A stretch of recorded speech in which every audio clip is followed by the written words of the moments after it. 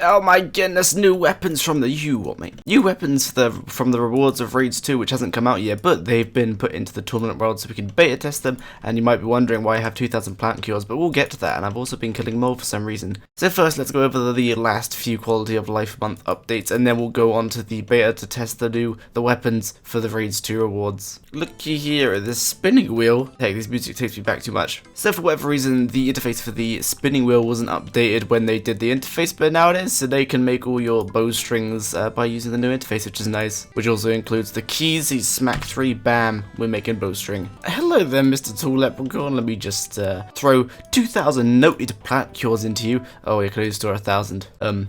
Well, they increased the amount of stuff you can store in him, only being the plant cures and all the compost types. And now he's a little bit overstocked, whatever, that's fine. Damn it, what am I going to do with these plant cures? I'm so good at selling plant cures, I probably should have put on the G, whatever, dude. Now I need something to splash on. Hello there, Mr. Unicorn. Let me just give you a quick splash. Damn it, it hit. Can I entangle this kid? Eee. Alright, so that one splashed. Give me 89 XP. And so did that one. So 89 XP for splashing, but you get significantly more XP if you don't splash now. So it's like super obvious if you splashed or not now. So that's good for casting Entangle, that is.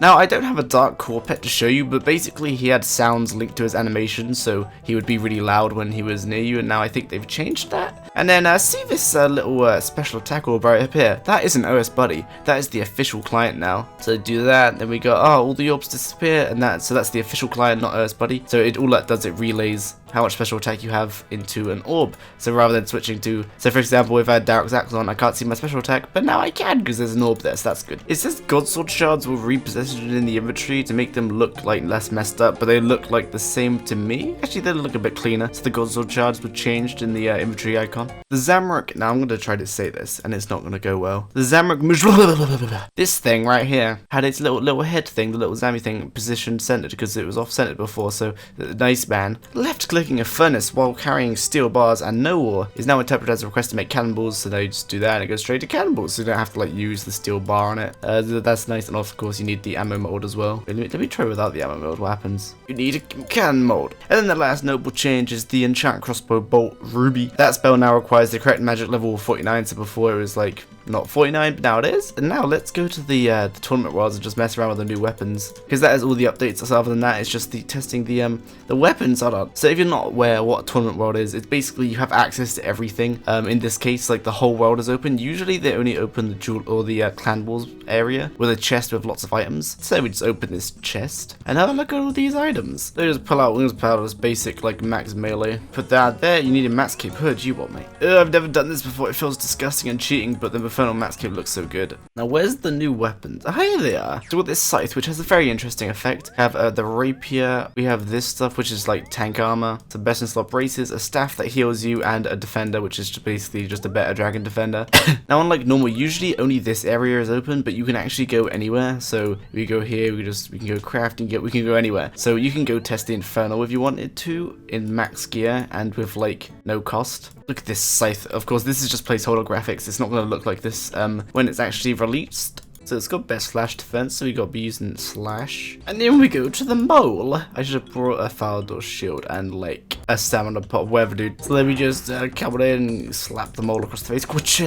So as you can see, with one slap, there was no special attack. This thing has no special attack, but I still hit him 3 times, I think. So we just slap, see it hit 3 times. So the first initial attack does 100% damage, the second splat does 50% damage, and the third splat does 25% damage. And each hit rolls individually, so meaning if your first hit misses, doesn't necessarily mean that your second and third hit are going to miss as well. So I think this is probably the coolest weapon out of all of these. Yeah. And it only hits 3 times because this boss is big, in the same way that a dragon halberd would work. So like with the dragon halberd, if you special attack something which is bigger than 2x2 or 3x3, then it hits it multiple times up to like twice. But with this hits it 3 times. And of course you'd probably guess this is a slow weapon, but still hitting 3 times is like pretty good.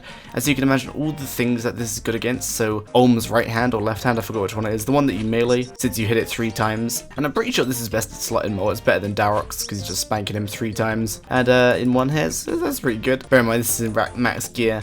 all potted up and stuff, and this music is 10 out of 10. Let's see here. So the max hit of this thing is probably pretty decent. Yeah, a lot of zeros and a fully potted up. Ooh, that was good. So I hit a 44, then a 10, then a 0. So you can imagine I'm hitting 46 with the hit that does 100% damage. So that means the other one could then hit a 23, and the one after that can hit a 12. No, it won't. It will hit an 11 because RS always rounds down, or most of the time it does. So assuming the max hit is 46, do 46 plus 23 plus 11. That's hitting 80 damage in one swipe, and it's a slow weapon. So like, that's really good actually. But again, the monster has to be bigger than like 2x2 or 3x3 to have it hit multiple times. Slap. So yeah, this thing is pretty decent. Pretty decent out of 10. Don't worry, we're gonna move on to the rapier next kill. So currently, the Gorazi rapier, currently all that is. So imagine the abyssal tentacle, except it's got stab bonus rather than slash. Otherwise it's like exactly the same, and it doesn't degrade obviously. So it's like a stab version of the abyssal tentacle, but then it's a little bit better since it doesn't degrade.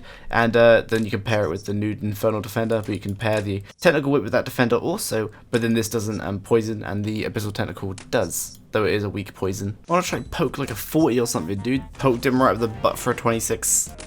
Ah, there we go, poked to 45, finally. So yeah, it's just a pokey version of the abyssal tentacle, and it doesn't degrade because the tentacle degrades because it has hits on it, and then it munches and consumes the whip. So currently the best defender is the dragon defender, which has plus 6 strength, plus 25 stab, 24 slash, plus 23 crush. The proposed stats for this to eventually have is plus 8 strength, plus 27 stab, 26 slash, and 25 crush. So there's a slight improvement with the plus 2 strength and a little bit more accuracy, so it's nice. Oh, 50! Poked to 50. Okay, so here we got the new staff, and if we have a look, just a quick look at its stats, we need some music. So if we look at its stats, it is worse than the Kodai wand, but its stats are also exactly the same as a Trident of the Swamp, and it operates the same way as a Trident of the Swamp, except it requires 4 blood runes per cast rather than what the Trident of the Swamp requires, which is like, it requires 1 death rune, 1 chaos rune, 5 fire runes, and a Zora scale, being 500 GP per cast, and 4 of these is twice that. I have to tell the Foul to go get a spade because you can't just like generate items like that. We just go Shades of Morton because like Barrows, you probably wouldn't use this at Barrows unless you were using the tank method, which isn't a good method because it costs money. But I'm just going to show its effect because it's exactly the same as Trident of the Swamp, except it can't cause toxic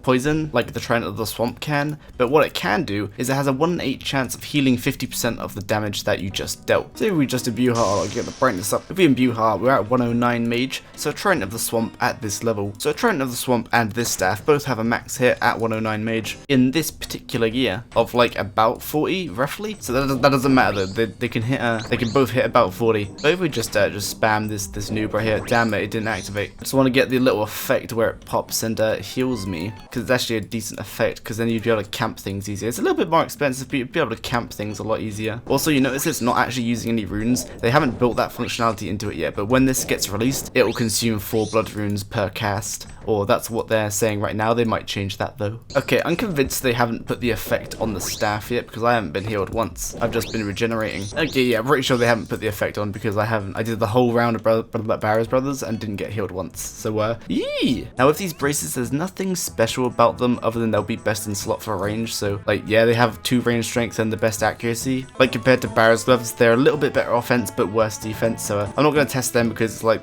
they're just best in slot simples. Already done the defender in these 2. So last we got this armor. Now I'm very excited about this armor. You want to go know? Like, you want to know why? I'll tell you why. Let me tell you what this armor does. But this is placeholder armor, by the way. It's just pink, man, looks beautiful. The armor itself is like tankier than Torag's, but then it has a set effect. I do like set effects. So in the full set of Gesticular, wait, what is it?